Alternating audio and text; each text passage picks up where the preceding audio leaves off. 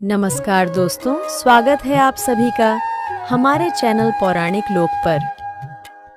ओम नमो भगवते वासुदेवाय नमः। राधे राधे। हरे कृष्णा। प्रिय मित्रों, जैसा कि हमारे पुराणों में यह वर्णित है कि बिना तुलसी माता के विष्णु जी कोई भी भोग स्वीकार नहीं करते हैं, और इसी प्रकार से विष्णु जी की किसी भी पूजा या किसी भी व्रत को बिना तुलसी माता की कथा के अधूरा माना जाता है।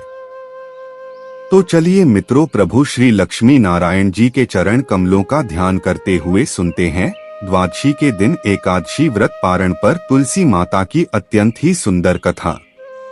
एक समय की बात है, धर्मात्मज नाम के एक राजा हुआ करते थे। उनकी कन्या तुलसी अब बाल्यावस्था से यौवनावस्था में आ चुकी थी, और राजा धर्मात्मज अब अपनी कन्या के विवाह के लिए सदा ही चिंतित रहने लगे थे।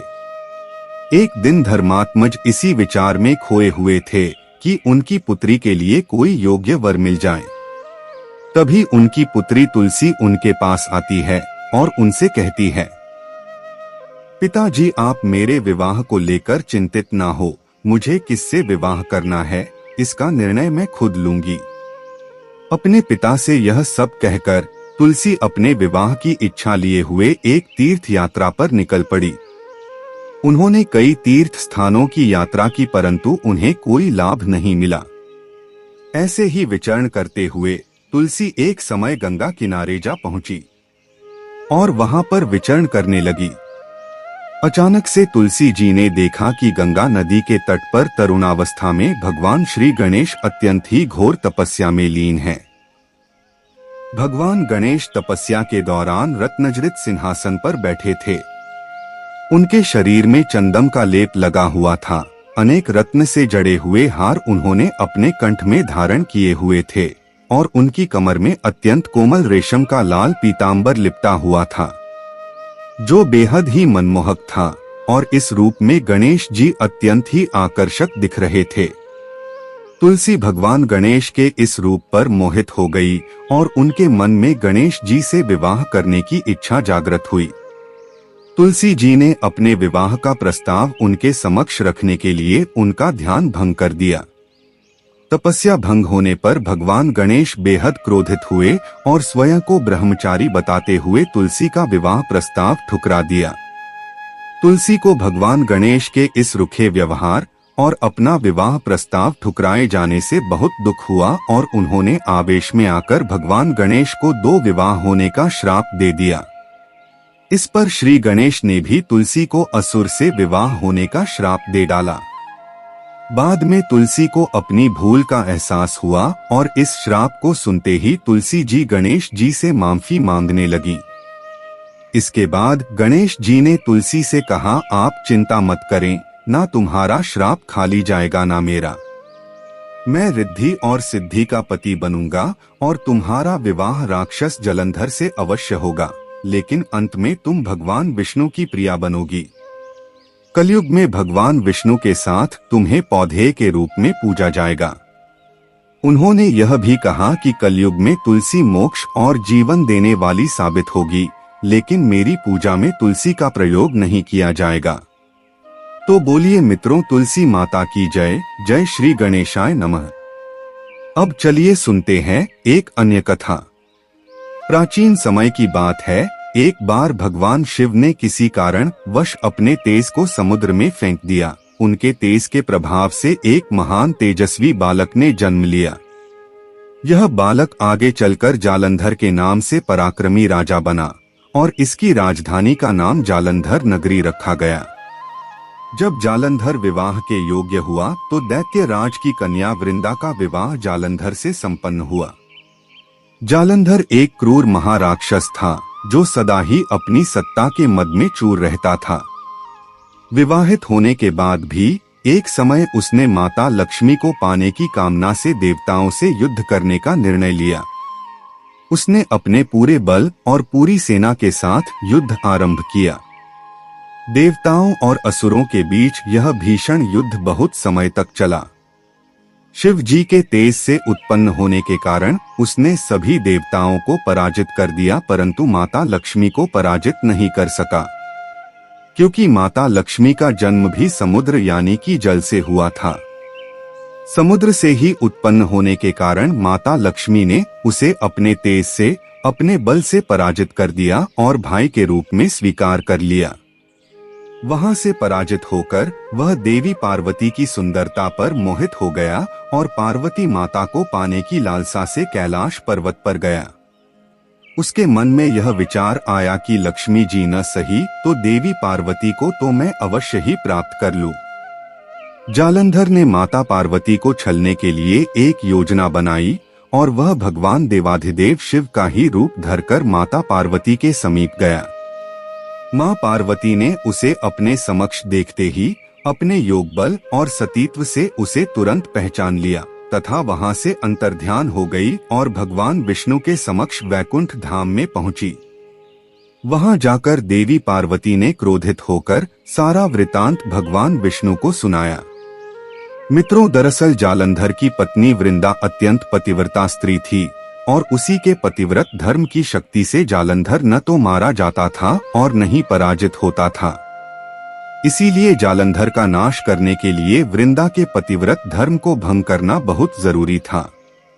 इसी कारण भगवान विष्णु ऋषि का वेश धारण कर वन में जा पहुंचे, जहां वृंदा अकेली भ्रमण कर रही थी। भगवान के साथ 2 मायावी राक्षस भी थे, जिन्हें देखकर वृंदा भयभीत हो गई।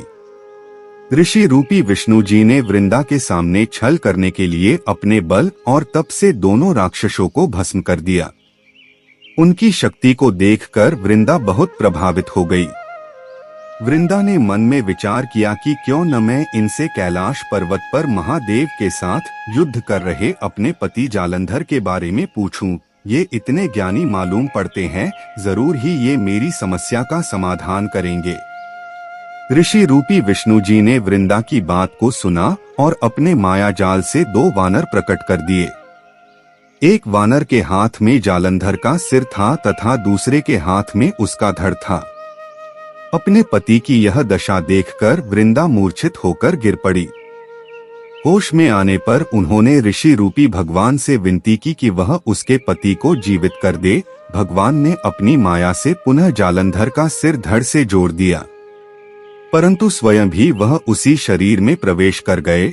वृंदा को इस छल का जरा भी आभास न हुआ। जालंधर बने भगवान के साथ वृंदा का पतिव्रता का व्यवहार करने लगी, जिससे उसका सतीत्व भंग हो गया।